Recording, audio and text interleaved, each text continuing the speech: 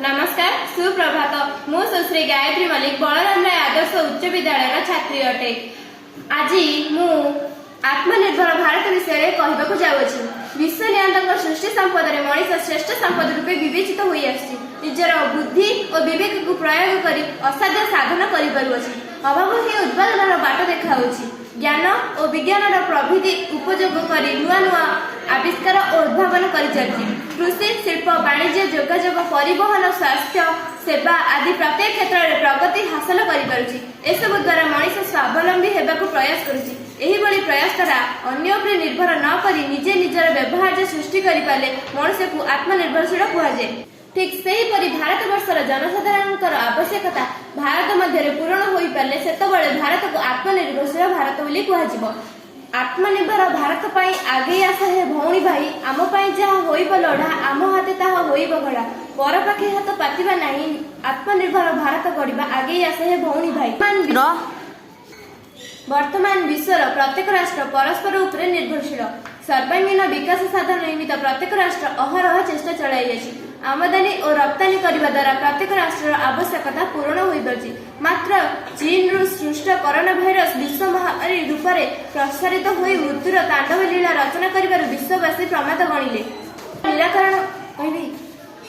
यार निराकरण आवश्यक औषध किंबा टीका उद्भावन हो केवल सामाजिक दूरत्व रक्षा कर चलवा सर्वोत्कृष्ट पंथा बोली विवेचना करागला। एथिपाई सरकार लॉकडाउन और शटडाउन कर सामाजिक दूरत्व रक्षा करने दिगरे गुरुत्व देले। भारत में लॉकडाउन फ्री समय सम्माननीय प्रधानमंत्री एक अभिनव उपाय शुभारंभ आरंभ कले आत्मनिर्भर भारत योजना।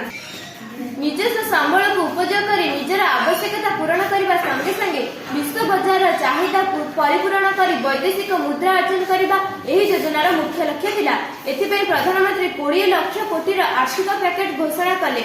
यार उद्देश्य देशर जनसाधारण को आत्मनिर्भर कराइबा वैज्ञानिक पद्धति कृषि कार्य कर कृषि उत्पादन वृद्धि कराइबा mask sanitiser PPE kit ventilator इत्यादि अधिक उत्पादन कर देश में व्यवहार करने संगे संगे विदेश को रप्तानी कर वैदेशिक मुद्रा अर्जन करने प्रवासी मानकर थैथान कराइबा कर्म नियोजन वृद्धि घटाइबा शिल्पर विकास घटाई उत्कृष्ट द्रव्य कम मूल्य जोगाई देबा गवेषणा कार्य त्वरान्वित कर कोरोना निराकरण औषध और टीका उद्भावन करने आत्मनिर्भर भारत योजनार शुभारंभ भारत पर माननीय प्रधानमंत्री एक दूरदृष्टिपूर्ण तथा बलिष्ठ पदक्षेप थिला। एही योजना द्वारा देशर क्षयक्षति अनेकांश भरण होगा संगे संगे देश आत्मनिर्भरशील हो पारिला। यह प्रधानमंत्री एक जुगांतकारी पदक्षेप कहले अत्युक्ति हेब नहीं। आमे चलाउछु देश आमरी नागरे आमे नाउरी जहाँ आम पाई लोड़ा आमे ताहा हाथे होइबा गढ़ा। आत्मनिर्भर भारत गढ़ा आस है भौणी भाई। नमस्कार।